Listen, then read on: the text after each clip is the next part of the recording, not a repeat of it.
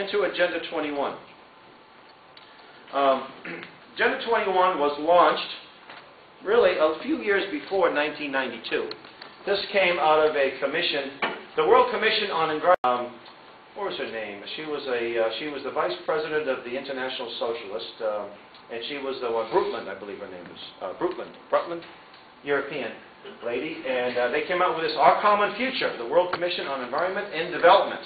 This came out in 1987 or so, and out of that came, in 1990, an organization called the International Council on Local Environmental Initiative was launched, and that was where the Agenda 21 was actually drawn up.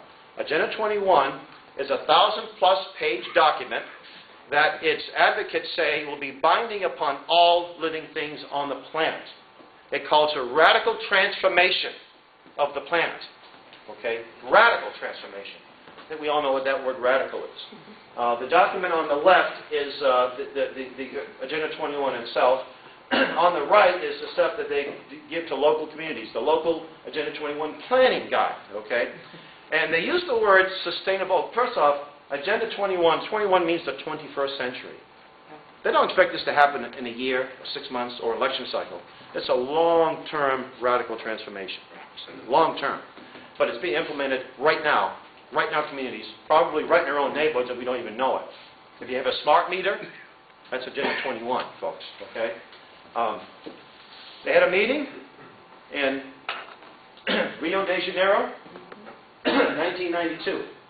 One of our reporters, William Jasper, who was just down in New Jersey a few days ago, was there. And he said in his report, by the way, which is available online, I have in PDF format, I have it on my script page. I'll be happy to get it to you if you give me your contact information, or friend me on Facebook. He said in this conference where there was about 18,000 people from around the world, may have been more than that. He said there were globies, greenies, commies, socialists, and diapered swamis in this event. And two of the diapered swamis were Al Gore and John Kerry. Al Gore, by the way, is a billionaire. He made money lying about global warming. Okay? And John Kerry was already rich and he married into more money. Okay? And he has a yacht. How many people have a yacht? In about 4 or 5 homes around the country, right? And your own plane. No, you don't have that. So you don't have much of a carbon footprint, but they do. Now, out of this, there was a lot of things that came out of it they called hard law, but something called Agenda 21, which was soft law, which makes it even worse.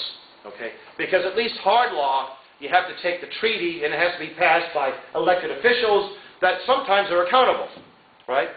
Not so Agenda 21. George Bush, Daddy Bush here, the Republican conservative, right? Read my lips, no new taxes.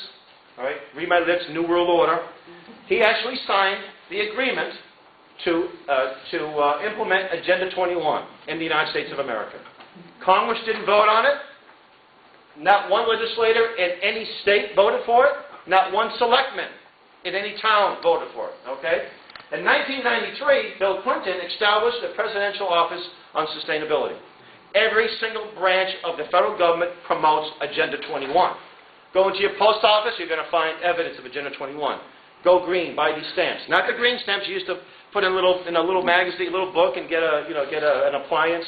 No, we're talking about saving the planet. Obama, just about a few months ago, executive order, the Rural Councils Act, to implement Agenda 21 in the rural communities. And their goal is to get people off the farms and into the cities. That's the agenda. Okay. By the way, in 1993, when Bill Clinton established his first council, there was one member of the private sector that belonged to this council. Anybody know who he was? His name was Ken Lay. Interesting, right? Yeah. A big liberal leftist type. He was not one of these, capitalists that was trying to exploit people. Is he in jail now? Is it Enron? I think he's in jail. And by the way, there are plenty of people on what we would call the left side of the spectrum that are against this. There's a group called Democrats Against Agenda 21. I got a call from a lady in Newburyport. She said, it's so tough around here. I says, well, you know what? Why don't you contact this group? And see the word visioning? Okay, that's how they get people to buy into this consensus. And there's all this idea of these Delphi techniques, come into a community, get all the so-called stakeholders to buy into this project. And they say, see, everyone agrees. They all want it. And that's how they come in. They don't vote for it. Okay? And there are ways to come into these meetings, these visionary sessions, or visioning sessions, and disrupt them. And we've had people do that up in Maine. Oh, it can be a lot of fun if you do. You have to do it right, though. You can't just go in there with a bunch of signs and call these people communists or socialists. There's a way to do it, and they will actually shut the meeting down and leave. They fail, if you don't do it right. Okay, so they do a lot of that. And anyway, but he mentioned that we have to change the terms. We can't say Agenda 21. We can't say United Nations, right? And by the way, a lot of these people will say, the UN has nothing to do with this.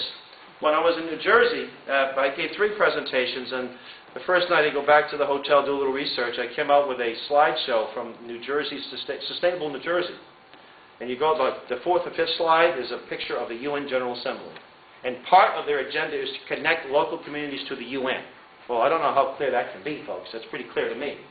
So he's one of the bad guys here promoting this agenda, and he's lying to people about it. When they have to change the terms, it means they're lying to you. Okay? Now, you've heard the term, have you heard the term stack 'em and pack 'em? Yeah. This is what stack 'em and pack 'em means.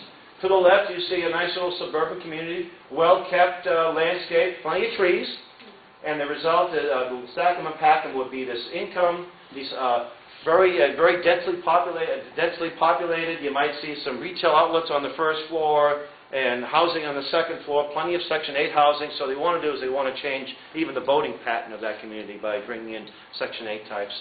You don't see a lot of manufacturing going on at all, but that's what they mean here. Okay, ICLEI.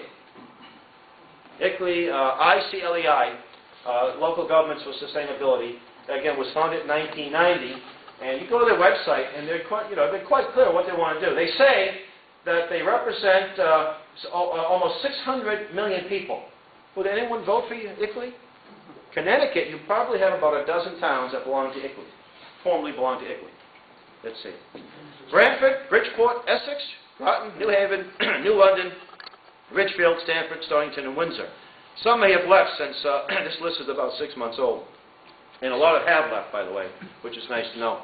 I was in with my son and my good friend Dan McGonigal back there. We were in Groton, and we were in Stonington to deliver information about it. And what's funny, when you go to these town halls, they don't even know what Agenda 21 is. They have no idea what it is. It's amazing.